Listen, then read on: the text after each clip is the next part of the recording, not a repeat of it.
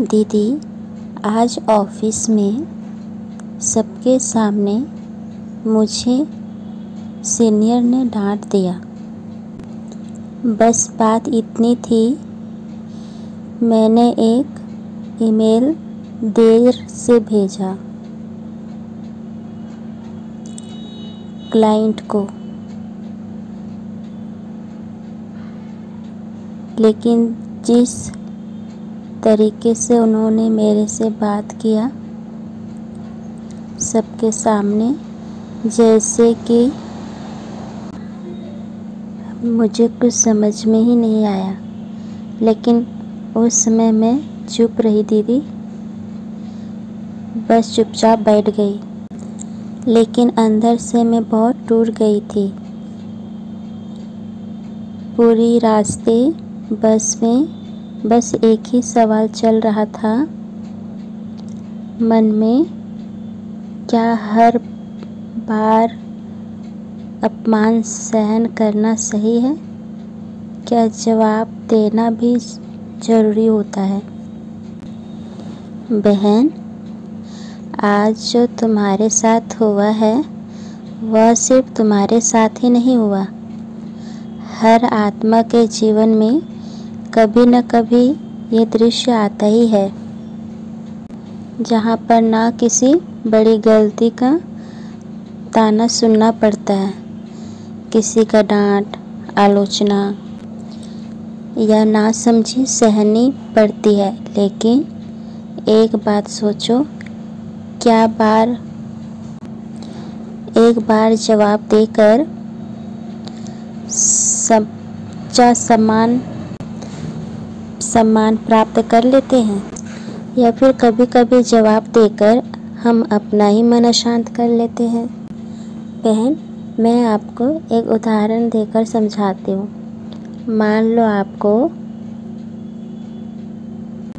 आपका हाथ किसी गर्म तवे पर लग जाए तो तुम क्या करोगी? क्या उससे तुम झगड़ोगी? नहीं ना, तुरंत तुम अपना हाथ उठा लोगी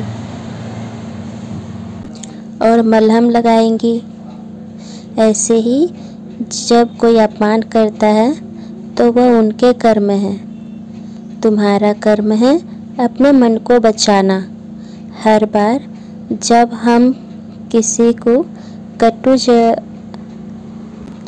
जवाब का आंसर गुस्से से देते हैं तो हमारा अपना ही संस्कारों का नुकसान पहुंचाते हैं।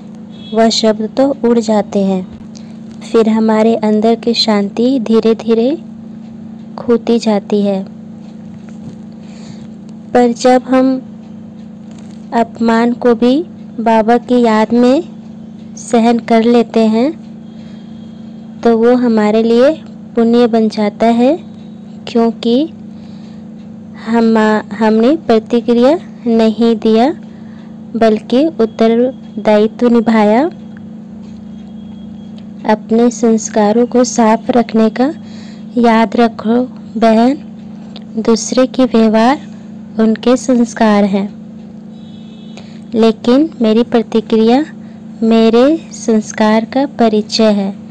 इसलिए बहन, अपमान सहन करना कमजोरी नहीं बल्कि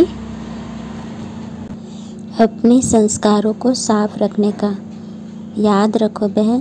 दूसरे का व्यवहार उनके संस्कार हैं, लेकिन मेरी प्रतिक्रिया मेरे संस्कारों का परिचय है। इसलिए शिवांगी बहन, सहन करना कमजोरी नहीं बल्कि आत्मिक शक्ति है, जो खुद को चोट खाने से बचाती है। जो शक्ति है जो शिव बाबा हमें रोज़ देते हैं, जो दूसरे के शब्दों में हम न उलझ कर अपनी आत्मा को ना खो दें। पर दीदी, हर बार हम चुप रहे तो लोग हमें कमज़ोर समझते हैं, फिर दीदी हमें सब लोग टारगेट बना देंगे। बहन, चुप रहना सहन करना अलग बात है। चुप रहना कमजोरी नहीं बुद्धिमत्ता है। कभी कभी जब हम कुछ नहीं कहते हैं तो सामने वाला अपने ही शब्दों में गूंज रहा शब्द में जान जाता है। याद रखो, जब हम अपनी आत्म स्वरूप में रहते हैं तो दूसरे के शब्दों से डगमग नहीं होती, बल्कि और ही मजबूत हो जाते हैं। अगर सामने वाला गलत है तो उसकी बात सत्य नहीं बन सकती। तब तक उसकी बात को अपने मन में स्थान न दें। जैसे एक व्यक्ति को कोई अपमानजनक चिट्ठी भेजता है लेकिन उसे खोले ही ना, तो क्या उसे चिट्ठी चोट पहुंचा सकती है?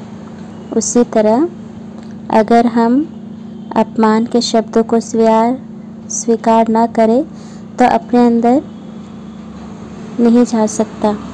हमारा मन हमारा घर है, उसमें किसे प्रवेश देना है यह हमें तय करना है।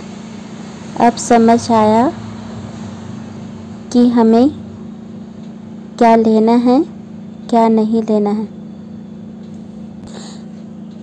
मैं अब अपमान का जवाब नहीं दूंगी, बल्कि मैं अपनी शांति से जवाब दूंगी, ताकि मेरा आत्मसम्मान बना रहे और बाबा की याद में मैं सेफ अनुभव करती हूँ। ओम शांति।